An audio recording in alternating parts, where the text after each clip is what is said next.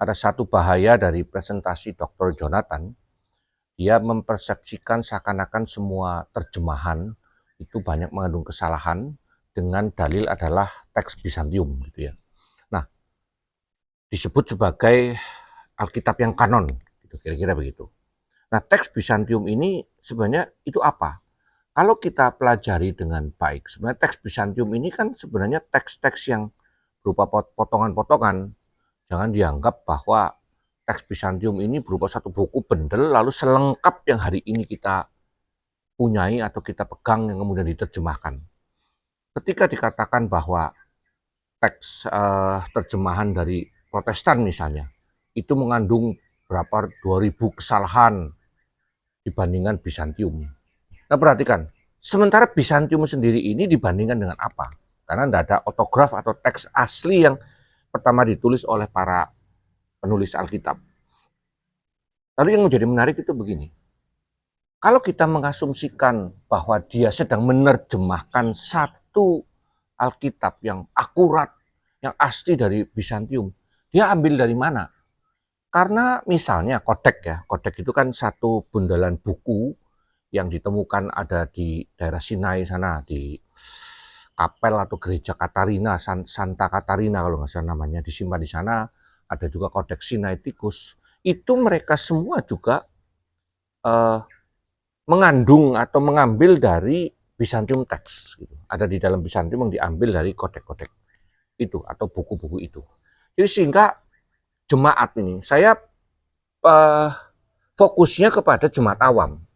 Untuk yang secara ilmiah biarlah di Pak Deki ya, Pak Deki udah hajar habis-habisan di kulit itu semua dibabat habis. Maka saya tidak membahas itu karena penjelasan para dokter ini tidak mudah untuk dipahami orang awam. Saya hanya menjelaskan kepada awam bahwa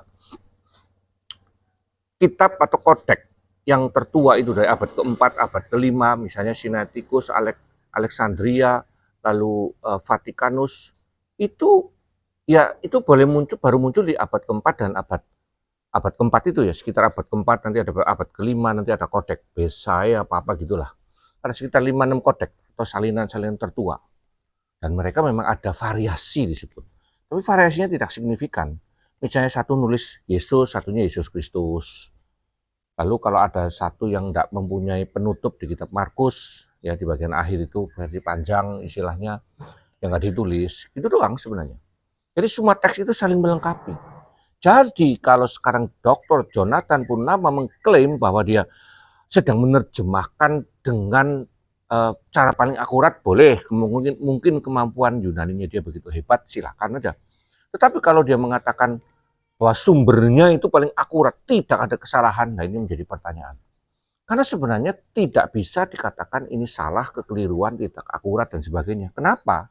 Karena patokan dasarnya kitab asli itu tidak ada. Di dunia ini sekarang mana ada agama yang mempunyai teks asli dari penulisnya. Ini semua berupa kumpulan-kumpulan teks. Teks Bizantium atau mayoritas ini memang ditemukan di sekitar Alexandria sana. Konstantinopel ya. Jadi disebut dengan teks mayoritas karena kebanyakan dikumpulkan di daerah sana. Tetapi persoalannya kan satu. Apakah ada satu salinan lengkap seperti hari ini, katakanlah perjanjian baru aja, karena Bizantium ini bicara perjanjian baru ya. Apakah ada satu salinan aja yang lengkap, Matius sampai Wahyu misalnya? Ternyata kan tidak. Karena salinan-salinan itu sendiri kan kalau ditemukan sudah rusak, disalin lagi kan tidak ditulis, kadang dalam kurung, kadang dibiarkan kosong. Jadi orang-orang awam jangan mau tertipu. Ini adalah penyesatan.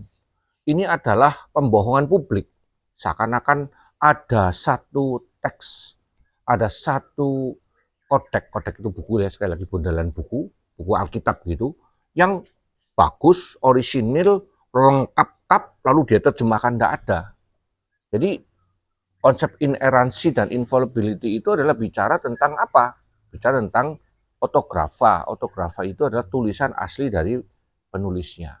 Jadi berhati-hatilah orang yang berani terbuka begitu, kita pikir lagi, kita teliti lagi baik-baik, dan biarlah yang begini kita ikuti. Tapi saya sebagai orang yang langsung terjun di lapangan ya, orang-orang awam, jemaat awam, pada bingungnya ini ngomong apa ini, teks apa, sehingga saya perlu menjelaskan bahwa Alkitab yang dipegang oleh semua orang sekarang ini memang turunan dari salinan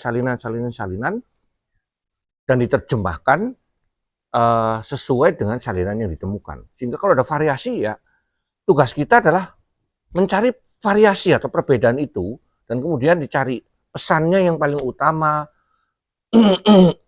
Adakah pertentangan atau kontradiksi? Dan ternyata memang tidak ada sampai dengan hari ini. Jadi gempuran terhadap sumber daripada kebenaran atau iman kekristenan itu sebenarnya sudah hal yang usang yang mencoba digeser sejak di Taman Eden, bahwa firman Tuhan itu salah.